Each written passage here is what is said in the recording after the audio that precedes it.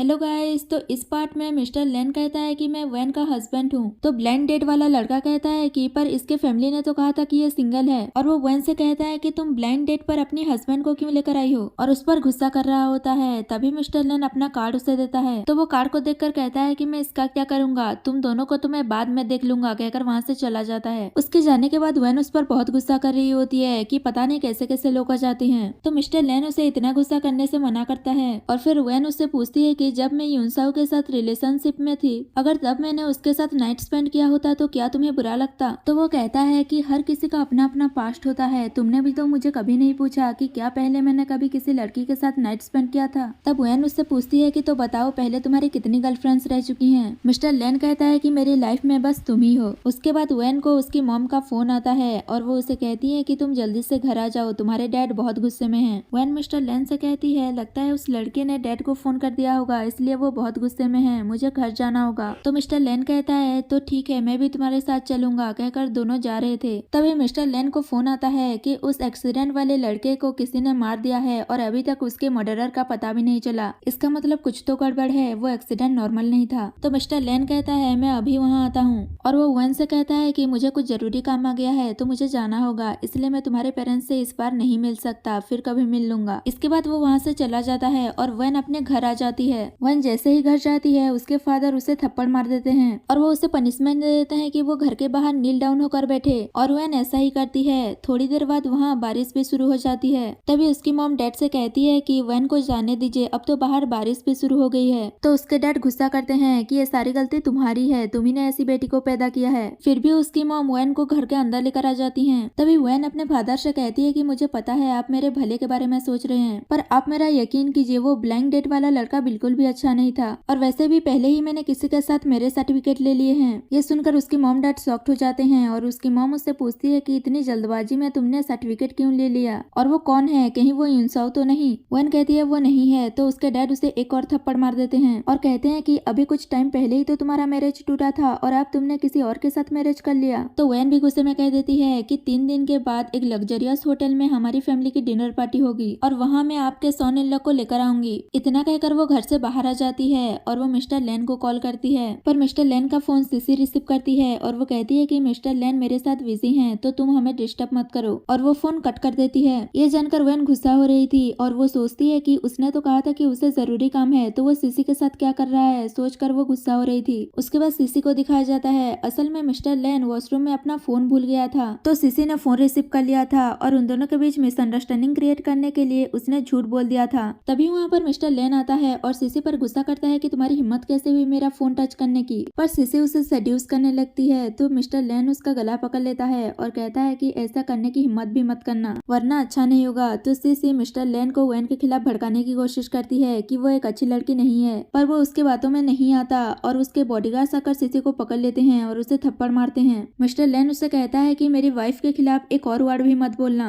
और वो उससे यूनसाओ के बारे में पूछता है। तो सीसी कहती है कि मुझे नहीं पता वो कहाँ है। मिस्टर लेन कहता है अभी तक मुझे उस एक्सीडेंट वाले दिन का फुटेज नहीं मिला, जैसे ही वो मुझे मिलेगा मैं पुलिस को दे दूंगा, उसके बाद यूनसाओ के साथ साथ तुम भी नहीं बच पाओगी। तो सीसी डर के मारे कहती है कि ठीक है, मैं सब कुछ बताने के लिए तैयार हूँ। उसके बाद दिखाया जाता है वैन रास्ते में जा रही थी, तभी वहाँ पर मिस्टर लेन आता है और वो उसे अपना कोट देता है और वो उसे सारी बात एक्सप्लेन करने की कोशिश करती है, पर वैन गुस्से में कुछ नहीं सुन रही थी। तो मिस्टर लेन उसे उठाकर गाड़ी में बिठाकर घर ले जाता है। घर पहुंचने के बाद मिस्टर लेन उसका केयर कर रहा होता है, पर वैन कहती है कि पहले मुझे सब कुछ क्लियर करो। तो वो उसे सारी बात बताता है कि उस एक्सीडेंट वाले लड़के का मर्डर हो गया है और वो सीसी से यूनसाओ के बारे में पता लगाने गया था। इसके बाद वैन उसे माफ कर देती है और वो उसे 3 दिन बाद होने वाली फैमिली डिनर में चलने के लिए पूछती है। तो वो जाने के लिए मान जाता है और वो वैन के क्लोज होता है और कहता है तुम्हें नहीं लगता कि अभी हमें कुछ करना चाहिए, कहकर वो उसे किस करने लगता है। और शादी के बाद पहली बार दोनों नाइट स्पेंड करते हैं और यहाँ पर ये पार्ट खत्म हो जाता है।